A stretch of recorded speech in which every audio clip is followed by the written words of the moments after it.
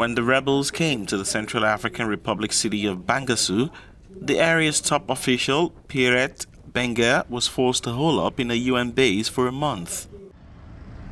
Now, Bangassou, formerly home to around 30,000 people, is a ghost town.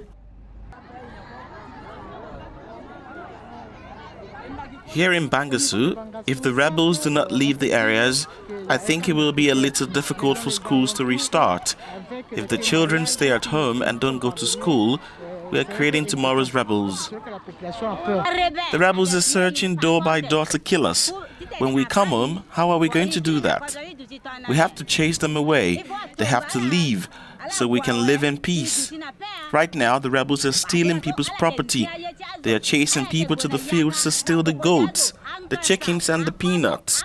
So, how are we going to get out of this? On January 3, several hundred heavily armed men attacked government troops in Bangassou. They also assaulted the highly trained paramilitary forces of Russian private security firm Wagner. The rebels have vowed not to stop attacking. Instead, they have doubled down on their threats. The CPC decided to attack the government. And that's because Touadéra did not respect the peace accord signed with the armed groups. Where there are Russians, where there are Rwandans, where there are Central African soldiers, that is where we attack.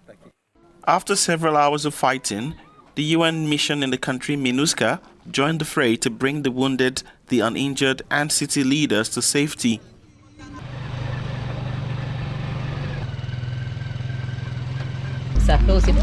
It's also part of my job to alleviate their stress, so they'll be able to cope with the situations like this. Because a lot of people have lost their possessions, they've lost their parents, and even hearing the crackling of the guns, some of them can't stand it. The latest clashes in the Central African Republic began in December 2020. They involve armed groups and government forces and have forced over 180,000 people to flee their homes, seeking a semblance of safety.